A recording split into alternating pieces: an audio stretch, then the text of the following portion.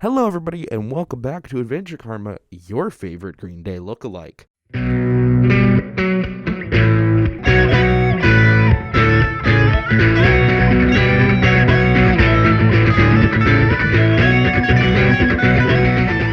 I don't know what's going on. Anyways, I have a green screen today. Look at that. There's stuff going behind me. Look at me. I'm in a city. I'm on the beach now. I'm a nom now. Please help me. Yeah, welcome back, guys. It's been a while. I have no idea when this video is going to get released, but today I just want to say full spoilers for Battlefront 2 single-player campaign. The game is like 7 years old, which feels wrong. But yeah, no, it's like pretty much an old game at this point. So you shouldn't need the spoilers warning, but in case you do, are you ever going to play this game? Because I don't think you are. Also, remember, when I'm going through this is all a single-player campaign for the buggy casual shooter that is Battlefront 2. So any of the positives I say are so much more than what they needed to be, and all the negatives that I'm going to say are mostly Battlefront 2 being Battlefront 2. AKA, good idea, let's put EA in there, and now it's an incompetent mess. The gameplay? It is solid. It's solid Battlefront 2 gameplay. Don't have much to say about it. Shooting is good. I like the way that works. The physics and melee are janky at best, but once again, that's just Battlefront 2. Competent melee? No, we don't do that here. The game starts out with some stealth techniques, which don't ever come back to play really, but they're fine. I don't hate it. It's not awful. It's also not the best thing in the world, but, you know, it's fine. I can live with it. Iden, the main character, has a pretty wide range of abilities and weapons, like this Imperial Blaster. I don't know what to call this thing. I forgot its name, but I absolutely love it. It's amazing. Favorite gun in the game, except in the actual, like, multiplayer game where it sucks and I hate it with all of my heart. Playing as Luke, much fun. Absolutely love shredding the Empire. Playing as Leia, it's there. Playing as Han, it's there. Playing as Lando, it's kind of fun. Anyway, so yeah, gameplay is solid. I like the gameplay. It works pretty well. Also, you got the Starfighter Battles, which I personally really like. I love the way they play Starfighters in this game. They just play really smoothly. Well, no, they don't play really smoothly. They play fun, at least. Battlefront 2, smooth. And then there's also like the chase missions where you're supposed to like follow someone, but it's that half the time it's like, they run faster than you can run, but walk slower than you can walk. So you just kind of have to awkwardly shuffle between two different speeds, but instead it's not running and walking. It's a starship, so making, you know, the speed accurate is much harder. Battlefront 2, competent design?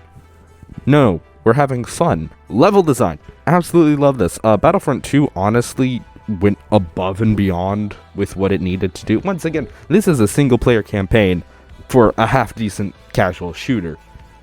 But whenever they're creating the levels, they make you go to unique planets that I genuinely find cool and interesting. And a lot of the places where you visit aren't actual battlefields, or they don't take place in the same time. So it's really cool to see these unique planets and levels that you get to go to that you don't really get to see elsewhere. They didn't have to do that, but they did it, and that's really cool. I could also talk about how seamlessly they blend the technology of all three trilogies together, but I'm not going to do that. Instead, I'm going to talk about what I think Battlefront 2 really succeeds at. That's atmosphere. I absolutely love the way this game builds atmosphere. No matter where you're looking, there's always something interesting happening. Whether it be like TIE fighters and X-Wings dogfighting over Endor, or like the protest on Train Planet. I forgot what it's called. School Planet. Yeah, we'll go with that one. On School Planet, they just blend the stuff so seamlessly, and it feels so alive. Like, this is coming later, but this is the one thing that I think Battlefront 2 has over Fallen Order, is that the way Battlefront 2 just builds atmosphere is just so cool, and I love it, and I think it's cool. Storyline. My favorite part of basically any Star Wars media. I absolutely love the stories. This story it's fine, honestly. It's nothing too special. Let's run through it. Alright, this is Iden Versio. She runs the special ops group called Infernal Squad, along with Hask and this angelic man, Del. I love Del. Del is an amazing human being. Hask is kind of base, not gonna lie, but he's not as good as Del. So you start off as Iden, who's been captured willingly, and then this little droid boy basically goes off and just like helps her escape, at which point she escapes, grabs some data from the rebel ship, yeets herself into the space, and then gets picked up by her crew, at which point they're sent down to Endor to kill rebels or something. I don't really remember why they're on Endor. But anyways, they're on Endor, and then the Emperor go kablooey. And I will deal with them the same as the rest. Today we wipe out that scum once and for all.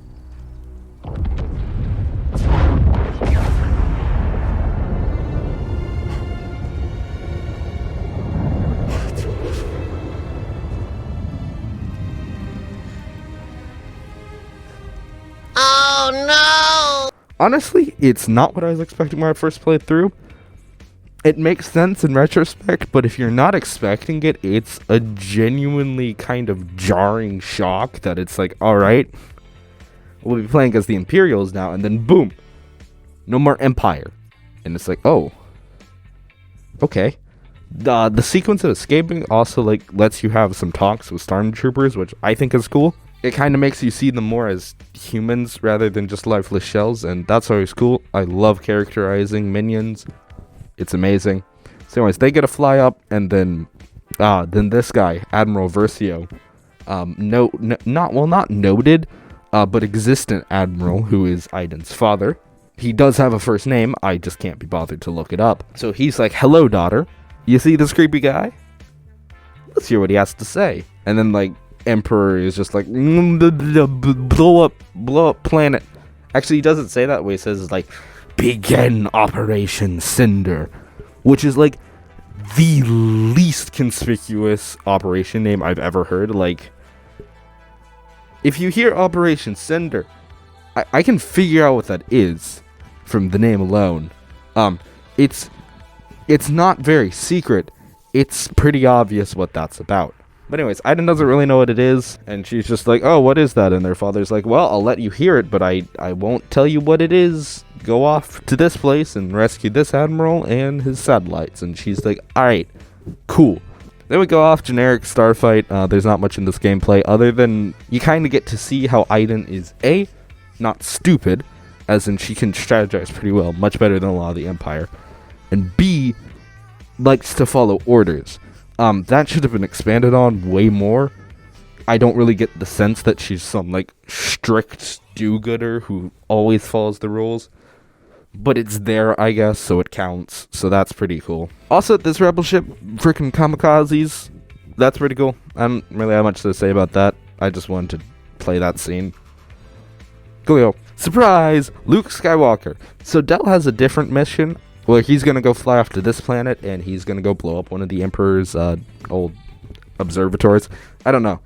Like, Lakeside Resort. I don't really understand what this is because I don't remember. I played this game like 4 weeks ago and haven't played it since. So anyways, you get to play as Luke Skywalker, who's there looking for a compass. So you just kind of shred the Empire, which is super fun.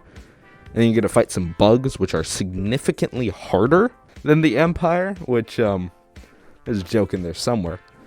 So anyways, so Del is like, hey man, free me. And then Luke's like, I gotcha. And now they're friends. And you really get the sense that Del is really just like someone who means well and is fed Imperial propaganda. Once again, I love Del. His character in here is so good. And he's just kind of like, oh, the Jedi's scary. And Luke's just kind of like, look at what the Empire's done. Freaking, you sure you should be scared of the Jedi? So anyways, Luke's like, hey, can I take this thing? And Del's like, no, I gotta blow it up. And then Luke's like, I did help you. And Del's like, I feel ya. Go ahead and take it. And then there's this cool scene where Luke doesn't stop him from blowing it up, but instead is just kind of like, maybe don't. Anyways, I'm gonna go off now. And Del chooses not to. Not exactly sure how the Empire didn't realize that he didn't blow up the place, because I feel like that's something they could easily check on. But I guess not. So what happens now? We both walk off in separate directions and pretend like this never happened. I don't think you can. There's still conflict in you. Of course there's conflict in me. I'm not blind. I know what the Empire is capable of, but what else is there? A choice? The rebellion? No. A choice to be better. May the Force be with you. What the dog doing? So yeah, that's cool characterization of Del. I sure hope we get that with the other 2 members of Inferno Squad. Oh, we don't? Just Del? Oh. Okay. So then, once reunited, the squad is sent off to save Squidface, Protectorate Gleb, or whatever her name is. Gleb in a shed. That's her. They go to the place where Hask and Iden grew up. And this is honestly one of my favorite sequences of the entire game. If the Luke mission was my favorite mission, this is definitely my favorite, just like sequence. And it quite literally just consists of you walking through Imperial occupied areas while it's slowly getting destroyed by some laser beams. And it's just such a cool sequence. Like, I can't describe how well this game builds atmosphere. It feels like you're really there. I believe everything that's happening. My only criticism is Star Wars needs to be a bit darker in their games. I'm not really a big fan of like super violent things, or like being like, the game can't be fun unless it's edgy. Like, no, I don't really care. In fact, I usually don't like a lot of big violence. The Force Unleashed 2 is a bit much for me. I feel like that's not necessary. But like here, it would have been such, not a cool thing, but it would have been such a powerful moment to just have these guys just shot and executed. But Disney can't do that because they're Disney. It's just like there's sometimes where it's like, you just gotta take that risk and go overboard a bit just to get that cool sequence, because that would have been such a powerful moment. And I think that alone would have allowed me to believe in Iden's character much more. She could have been like, we don't execute civilians, they're civilians. And then Hask is just like, well, they probably did something bad, they were traitors. And Iden's like, but no, they're just civilians. That would have been really cool and would have led me to believe their characters much more. But they don't do that. And it annoys me because it could have been such a good moment. They go and find Protectorate Gleb, and she's surrounded by like refugees, and Iden and Del are like, oh, we gotta save these refugees too. And Hask is like, but good soldiers follow orders. You can't do that. And then he pulls a gun on Del. Strike number 1, my man.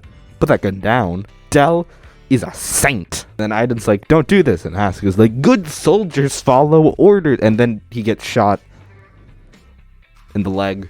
And he just kind of goes, and then he falls over. And so then basically you gotta bring all the refugees back to the Corvus. I don't know. I don't really like the ship. It's fine. It serves its purpose. I would have liked more moments. They mentioned the crew like twice in here, but we never get to see them. Show, don't tell.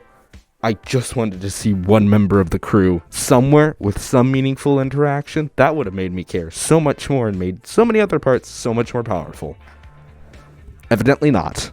So then Del and Iden decide that they'll turn the refugees over to the rebellion, and they're kind of not sure if they want to join, but they also don't want to get arrested. Understandably so, getting prosecuted for war crimes isn't fun. So they turn over stuff to the rebellion, and then it's Shriv. Freaking love Shriv. Shriv is amazing. Move over, Del. I have a new favorite character. He's so sassy. He's so sarcastic. I love him. He's amazing. Sassy Cad Bane? Is that racist? Yes. Do I care? No. If I die here, I'm glad you will too. Well, thank you, buddy. Iden. Make sure you come back. Make sure I have a ship to come back to. Hey, Shriv, I hope you survive this incredibly dangerous mission as well. Thank you, Del. Your friendship means everything to me. And then Lando's also there. Also, great character. I think these two work really well together, and honestly, favorite interactions are between Shriv and Lando. They're amazing. So anyways, while I'm over here being an introverted, awkward pile of pixels as they just walk away from me, because I can't play games normally. So they're like, hey, you want X-Wings? And Iden's like, I'm in. Fine with the rebellion now. It would have been so much cooler to see Del take the lead on this. Apparently not. So then they go to Naboo to help save Princess Leia, and you gotta play as Princess Leia, and it's like, what's the point of this? Can I just play as Iden? She's just not a fun character to play as. Anyways, Han Solo, he's here. Why is he here? I don't know. You have to wander around Maz Kanata's castle, which is just painful and unnecessarily wrong, and I hate this mission. To find an Imperial defector, and then you have to go fight a bunch of stormtroopers, which is painful and unfun, because frick Han Solo. He's cool in the movies, but in the games, please stop. I don't want to play him. So then he gets saved by a bunch of people. Anyways, we're back with Iden. She's gonna go like frig off and kill her father or something, and Del's coming with her. So then they reach there, and Hask is like, I pulled a sneaky on you. And then they just get, shot at by stormtroopers in a pretty hard sequence that I actually love. It's not my favorite mission, but I think this is a solid example of where the game really shines and is fun. Anyways, they get to some TIE fighters.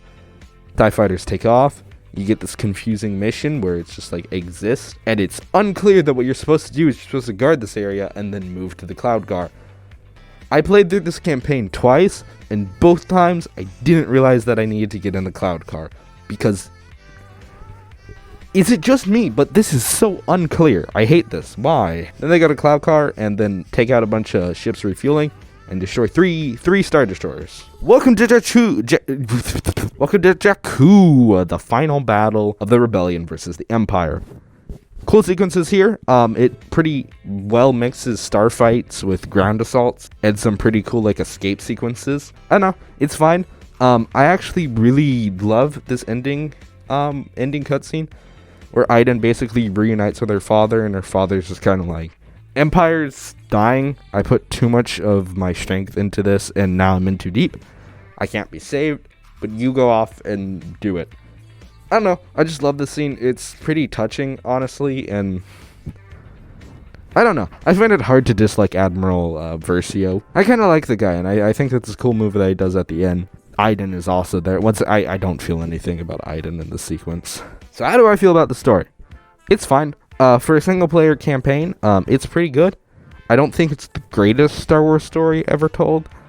I think it could have been really good, but they just didn't have enough time to expand on things that would have been really cool to see, like Iden's transition from a loyal imperialist to a rebel. I think it would have been a lot cooler to see like Del take the lead, where basically you're going from this squadron where Iden is really in charge and is very strict about following orders, to now this rebellion squad where Del's more in charge and he's a bit more rebellious and he doesn't follow orders as well, and he works better as a commander for that situation than Iden did back under the Imperials. I think that would have been really cool to see, but we didn't get that, and I mean, nothing I can do about that. Cameos, I think Lando's and Shriv's are pretty cool. I just realized I forgot to talk about that, so I'll talk about that here. Lando and Shriv take out a weapons Imperial factory in what shouldn't be a fun campaign mission, but purely by force of personality, Shriv and Lando make it fun. So I absolutely love those two characters. They don't particularly have arcs in this series. They're still really cool. I think they're fun characters. They're just great. Han and Leia, they shouldn't have been here. Quite frankly, they add nothing to the story and serve as nothing more than, I know that character. Like, I don't particularly like that. I'm always hyped for character reveals, but it's the equivalent of in the Book of Boba Fett. They devoted like an entire episode to some random character, even though the main cast was like 3 feet away, and it's just like, no, we're gonna focus on this character now, who is not relevant to this story, but you recognize them from that other thing. So kind of like in the Book of Boba, make it mean something. I just felt like Leia and Han were there because they're named characters. I liked Luke's cameo because it feels like he has a good reason to do there, and he plays a pretty critical part in the game by convincing Del that the Empire is bad. That's great. That's a good use of cameo. Lando? I mean, once again, all the criticism for Leia and Han are still on there, but he's actually fun and makes sense why he's there, and at least acts as like the general to Iden and that, and like Shriv and that stuff, so it makes sense why he's in the story. So yeah, basically through pure force of character. I like that he's in there. Del is great. Hask serves pretty great as an enemy. Once again, I would love to see him characterized more, but don't get that. Admiral Versio, once again, would have liked to see more of him. I think I just like to see more of things in general, but I'm actually content with how much we saw him. He's fine. He's serviceable. Iden, Iden's really meh for me. Could have been a good story, but I feel like it was kind of squandered. It's again with the time thing. I feel like there could have been a few more moments that you don't even have to change the game for. You just have to add a few lines of dialogue, and she would have been a lot better. So I'm just kind of sad that we didn't get to see a better Iden, rather than what this Iden did do. It's more of what she didn't do and didn't accomplish that I would have loved to see. I freaking love Resurrection. Unironically, this is by far my favorite thing to ever come out of the sequel era. I love it so much. It takes so much of what I thought could be cool about the sequels and does it right. First Order, scary and efficient. You don't really get a sense of what they are. You just get new stormtroopers, and that's all you really know. They seem actually dangerous. Kylo Ren seems genuinely threatening and more like a Darth Vader rather than more than an annoying, like, freaking moody, sad boy, soft boy stereotype who's probably scrolling through TikTok on his downtime. They bring Hask back as a genuinely great villain, who I love to see basically just try and get his revenge on Iden for, like, betraying him. I think it's cool. So basically you start off in the Corvus in that planet that Luke was on and Del was on, and then the First Order appears. All the crew is dead. Once again, would have been great to have known the crew, but no, you're just expected to have that have emotional impact, and it doesn't. That's really my main problem with Resurrection. A lot of the emotional beats for a lot of the bad stuff that the First Order does, like in the sequels, is completely undermined by the fact that I don't care about any of these people. Also, my cat is at the door. I'm back. So anyway, so Del is captured, and basically we get the sequence where Hask walks up to him and just kind of talks. And it's a really cool scene, and I love it, and I genuinely didn't know if Del was going to die here or not. The scene keeps you guessing if Del's going to actually die. Spoiler, Hask brutally murders him, but it keeps you guessing, and it's honestly a pretty emotional scene and one that I was not expecting going into Resurrection. So then they cut away from that, and they go to Iden and her daughter, Inhuman Creature. Apologies. This isn't human. I hate this design so much, and I can't describe to you why. It's not okay. It's not human. It looks so wrong to me. And my cat wants to go back outside now. Guys, they're flying around in their X-Wings, and then Shriv is like, "Boo! I found the Corvus!" And then he's like, "No sign of Del."